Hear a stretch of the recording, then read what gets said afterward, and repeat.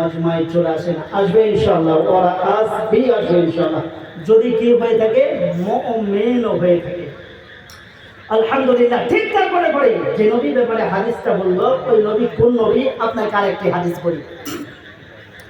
আম্মা জান আয়েশা সিদ্দিকা রাদিয়াল্লাহু তাআলা আনহা তিনি বলছেন যে একদিন রাত গভীরে বিশ্ব নবীর কোলে মাথা দিয়ে আম্মা জান আয়েশা সিদ্দিকা রাদিয়াল্লাহু তাআলা আনহা শুয়ে আছে।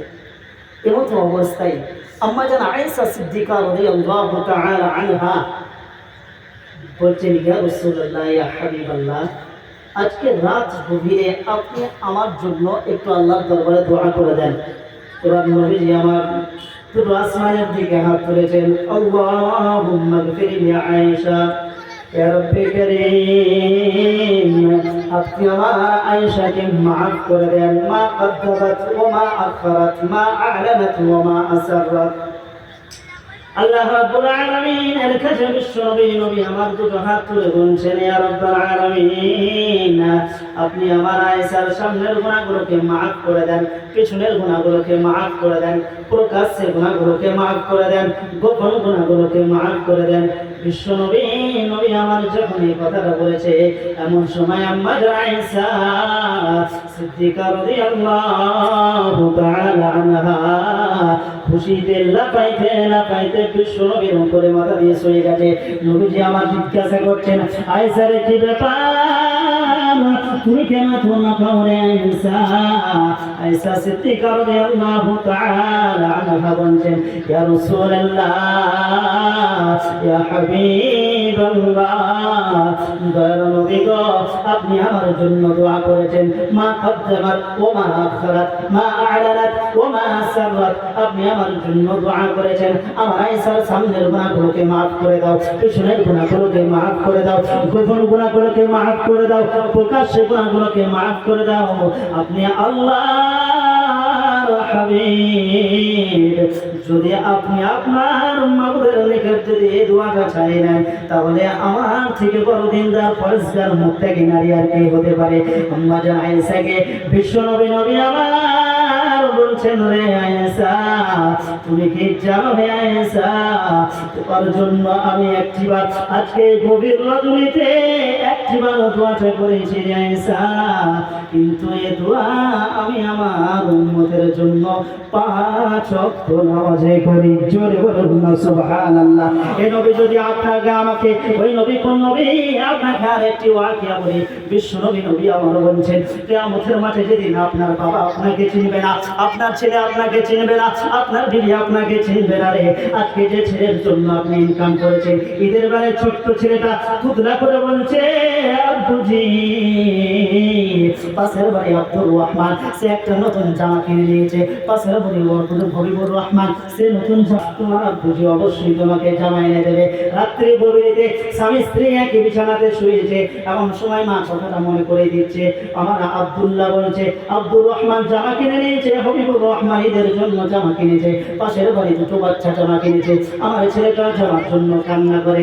বাবা তখন চোখের পানি ছেড়ে দিয়ে বলছে, আব্দুর রহিমের মা, তুমি কি জানো না আমার টাকা নাই, পয়সা নাই, আমি কেমন করে আমার ছেলেকে একটা জামা কিনে দেবো? আব্দুর রহমানের মা তখন বলছে, ওই তুমি যার বাড়িতে কাজ করো তাকে যে বলো কিছু পয়সা দেয়, যেন আমার ছেলেটা ঈদের সময় একটা জামা হয়ে যায়।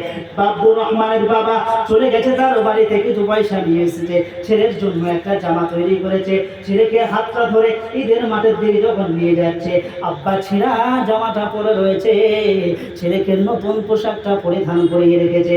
ছেলেটা তখন থুতলা করে বলছে, আব্বুজি, আপনি কি আপনার নতুন জামাটা পরবেন না? তখন বাবা বলছে, বেটা রে, নতুন জামাটা বাস্কের ভেতরে রেখে দিয়েছি, তোমার সঙ্গে আমার জামাটাও কিনেছি, আজকে আমি পরিধান করে নাই। বাবা তো জামা কিনে নাই, সেদিন ছেলেকে খুশি করার জন্য মালিকের বাড়ি দুটো হাত জোর করে করে নিজেকে খাটো হয়ে ছোট হয়ে ফকিরের মতো ছেলেকে জামা দিয়েছে, ওই ছেলেটা কিন্তু কিয়ামতের মাঠে আপনার কাছে আসবে না। মাকে পাশের বাড়ির একজন মহিলা একটা আপেল দিয়ে গেছে, মা 4টে টুকরা করেছে আপেল থেকে, একটা স্বামীকে দিয়েছে, একটা ছেলেকে দিয়েছে, একটা মেয়েকে দিয়েছে, একটা নিজের জন্য রেখেছে। ছেলে আর মেয়ে দুটোই খেয়ে নিয়েছে। মা এবার আপেলের টুকরাটা খেতে যাবে, ছোট্ট বালকটা তখন দৌড়ে এসে বলছে, আম্মু ওই আপেলটাও আমরা 2 ভাই বোনে নেব।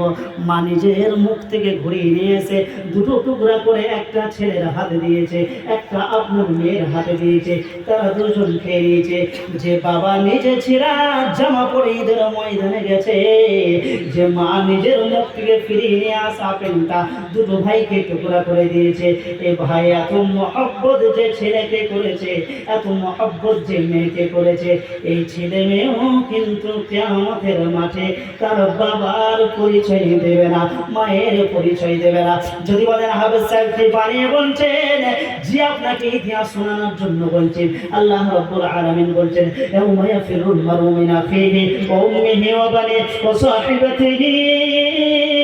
রব্বুল আলামিন বলেন কিয়ামতের মাঠে এত ভয়ঙ্কর হয়ে যাবে, এমন একটা ভয়ঙ্কর মাঠ ওটা হবে, সেদিন তার ছেলে ভাই থেকে পালিয়ে যাবে, স্ত্রী তার স্বামীর পরিচয় দেবে না, স্বামী তার স্ত্রীর পরিচয় দেবে না, পিতা তার সন্তানের পরিচয় দেবে না, সন্তান তার পিতার পরিচয় দেবে না, ইমাম সাহেব মুসল্লির পরিচয় দেবে না, মুসল্লি ইমাম সাহেবের পরিচয় দেবে না, পীর মুরিদের পরিচয় দেবে না, মুরিদ পীরের পরিচয়